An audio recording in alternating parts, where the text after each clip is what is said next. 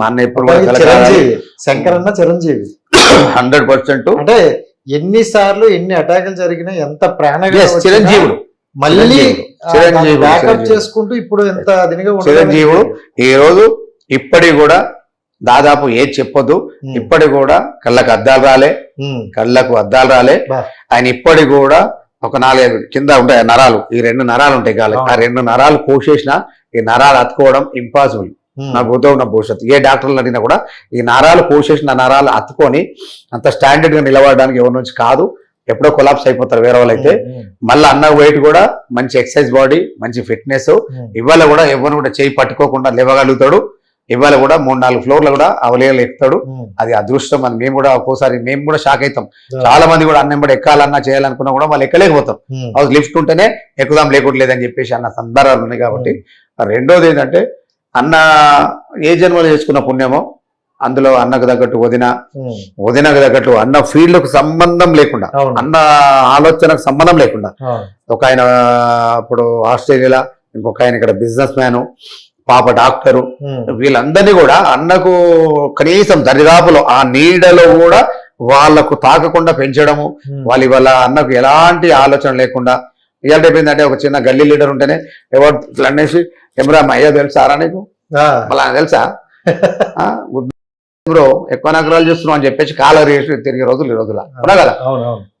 అంత పెద్ద డైనమిక్ మనిషికి సంబంధించిన పిల్లలు కూడా ఒక సిస్టమ్ గా, ఒక పద్ధతిగా మాట్లాడే విధానాలు అవన్నీ కూడా చాలా బ్యూటిఫుల్ గా ఉంటాయి. అది అన్న ఎట్లా పెంచిండు, ఏం పెంచిండు ఏదో గాని అందులో దాని తర్వాత వడ్నమ్మ కూడా నేను 2 చేతులతో దండం పెట్టాలి అలాగా పెంచడం అంటే అది ఇంపాసిబుల్. అదే ఇప్పుడు అన్న అడుగు జాడల్లోనే మేము నడుస్తాను అనడానికి ఇదొక నిదర్శనం అనుకోవచ్చు. ఆయన అంటే వాళ్ళ పిల్లల్ని ఎలా ఒక మంచి ఎడ్యుకేటెడ్ గా పెంచారు. సో మీ పిల్లల్ని కూడా లాయర్లు చేశారు, ఇద్దరు లాయర్లు. ఏంటన్నా లాయర్లు అంటే కొంతమంది బయట టాక్ చెప్తా, అంటే మీ వరకు బయట కొంతమంది ఎలా అంటారంటే ఆయన చేసే కబ్జాలకు కావచ్చు, ఆయన చేసే రౌడీజం కావచ్చు, సో అడ్డు ఉండకూడదని ఇద్దరు లాయర్లు పెట్టారు, లాయర్లుగా చేశారు పిల్లల్ని అంటారు. బట్ నాకు తెలిసి అంటే మీ చిన్న బాబు నాకు బాగా క్లోజు. సో ఆయన ఎప్పుడు కూడా జనం కోసం ఆలోచిస్తాడు. రాజేష్ భాయ్ ఏదైనా మంచి కేసులు ఉంటే న్యాయం చేద్దాం, మనకు డబ్బులు వద్దు అనేటట్లు ఉంటారు అనమాట. బట్ బయట ఇలాంటి టాకు వస్తుంటది. మీ వరకు వచ్చింది అనాలంటే ఎప్పుడైనా?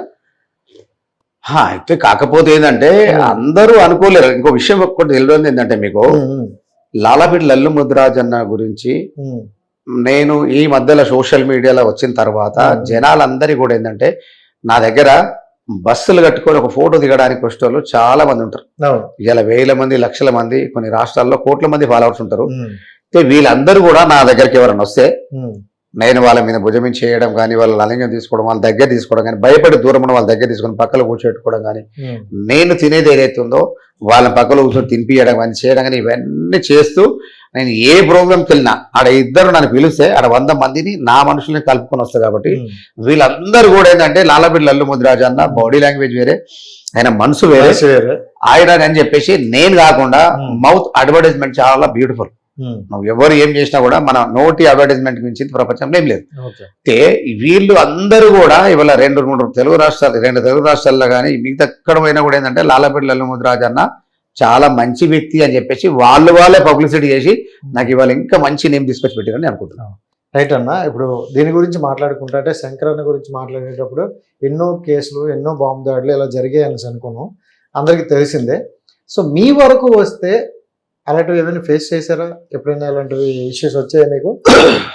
అయితే నా వరకు వచ్చే వరకు అంటే సార్ ఇంకోటి ఏంటంటే మేము మార్కెట్లో పులి మీద సవార్ లాంటిది, మేము పులి మీద ఎక్కినాం, దిగేస్తే పులి తినేస్తుంది అనేటట్టు. మేము ఒకసారి మార్కెట్లో వచ్చిన తర్వాత మంచితనంతోన 10% ఉంటే 90% చెడుతనంతో ఉంటాయి. మా అందరినీ కూడా ఏంటంటే ఎప్పుడు ఎవరు ఏడ దొరుకుతారు, ఏ ఆలోచన చేద్దాము, ఏదైనా టార్గెట్ చేద్దామా, ఏదైనా చూద్దామా అన్న ఆలోచనతో చాలా మంది ఉంటారు.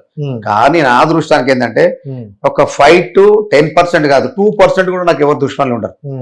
ఎందుకంటే మేము అప్పటి నుంచి ఇప్పటి వరకు కాకపోతే 97 వరకు 97-98 వరకు మేము తెలియని ఏజ్లో చాలా లొల్లి చేసేది, పంచాలు చేసుకునేది, కొట్టుకునేది, ఒకరిని కూడా అవసరం సందర్భంలో పొడుచుకునేది, బాటలో తీసుకొని పొడుచుకునేది, రకరకాల అప్పుడు మాకు నాలెడ్జ్ లేదు కాబట్టి ఉమ్, అప్పటి సందర్భంలో మేము అప్పుడు 14, 13, 15, 16, 17 సంవత్సరాల తర్వాత ఇవన్నీ కూడా జరిగిపోయినాయి. ఉమ్, ఆ తర్వాత ఏంటంటే మ్యారేజ్ అయిన తర్వాత ఉమ్, చాలా మారినాం. ఓకే. మారిన తర్వాత కూడా మాకు సంబంధించి పాత వాళ్ళు వీళ్ళు ఎప్పుడైనా డిస్టర్బ్ అయితే కూడా అలాంటి సందర్భంలో చాలా గొడవలు అయ్యేది, ఉమ్, చాలా కొట్టుకునేది, చాలా ఇది చేసుకునేది, జైళ్ళకు పోయేది, చేసేది, ఇవన్నీ కూడా జరిగేది. రాను ఏంటంటే మనము కత్తి పట్టుకున్నాడు కత్తితోనే వెళ్ళిపోతాడు ఉమ్, అన్న సామెత మనం చెప్పింది కాదు, ఎన్నో రోజులు నడిచేది. అవును.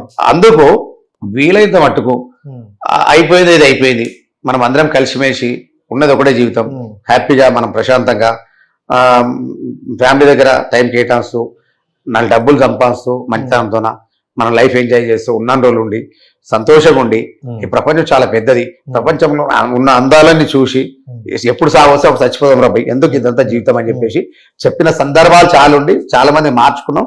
వాళ్ళందరం మేము ఇద్దరం కలిసిమెలిసి ఉంటున్నాం, కలిసిమెలిసి తాగుతున్నాం, తింటున్నాం, ఫ్రెండ్లీగా ఉంటున్నాం, ఉమ్. హ్యాపీగా అయితే ఉన్నాం ఇప్పుడు. అండ్ ఇంకోటి ఏంటన్నా, ఎక్కువగా మన వాళ్ళు అంటే మీరు కావచ్చు, ఇంకొంతమంది కావచ్చు, ఇక్కడ ఉండే ఇప్పుడు వాట్ ఎవర్ డాన్లు అంటారో లేకపోతే ఏమంటారో వాళ్ళని ఎక్కువగా మన గోవాలో ఎక్కువగా కలుస్తున్నారంట. ఇటు ఇంటర్నేషనల్ మీటింగ్స్ ఏమైనా అవుతాయా? అర్థం కాలేదు. గోవాలో ఇప్పుడు మీకు కూడా గోవాలో ఏదో బిజినెస్ ఉంది అని విన్నా.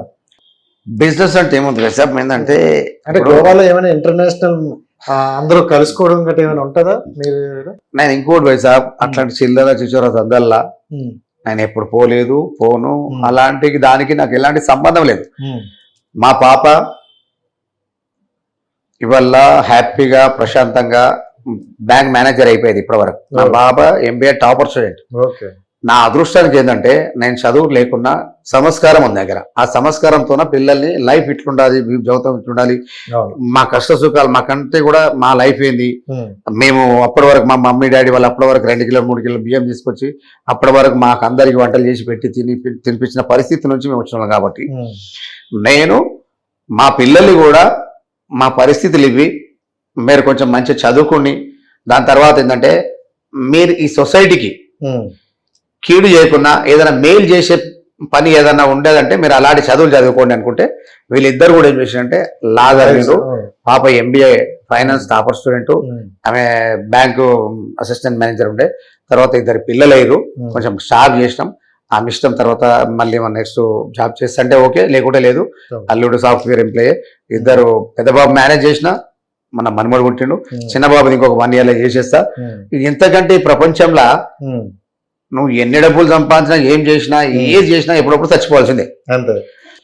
దానికి తగ్గ వీలైనంత మట్టుకు నా నుంచి అయితే ఏమిటంటే తినేటోని అన్నంలో మట్టిపోయాను, వాడిని గుంజుకొని తినను, వీలైతే అనుకున్న పెడతా, లేకుంటే దండం పెట్టి నా జేబులో ఎప్పుడన్నా చాలా మంది రోడ్డు మీద వెళ్తాం. ఉమ్, ఎడితే ఏంటంటే పొద్దుగాల ఏం చేస్తాంటే దాదాపు ఒక 1000 రూపాయలు చిల్లర తీసుకుంటాం, ఒక 20 రూపాయలు 10 రూపాయలు చిల్లర తీసుకుంటాం.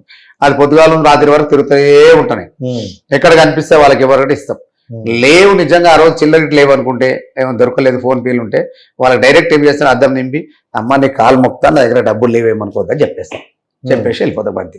అంటే దీన్ని బట్టి నీకు ఏమర్థమైంది విషయం ఏంటంటే చేసినప్పుడు ఏదో చేసినాం, ఉమ్, తెలిసిన తర్వాత కూడా అలాంటి తప్పులు చేయొద్దు. మన నుంచి వీలైనంత మటుకు ఈ సొసైటీకి ఏదైనా ఒక మంచి మెసేజ్ ఇవ్వాలి తప్ప ఈ సొసైటీని నాశనం చేసినట్టు మాత్రం ఉండొద్దన్న ఉద్దేశం నాది. ఉమ్. సో మొత్తానికి చేసినవి అయితే ఒకప్పుడు అయిపోయినాయి అంటారు. అన్ని అయిపోయినా హ్యాపీగా ఉన్నాం, అన్ని చేశారు. మంచిగా ఉన్నాం.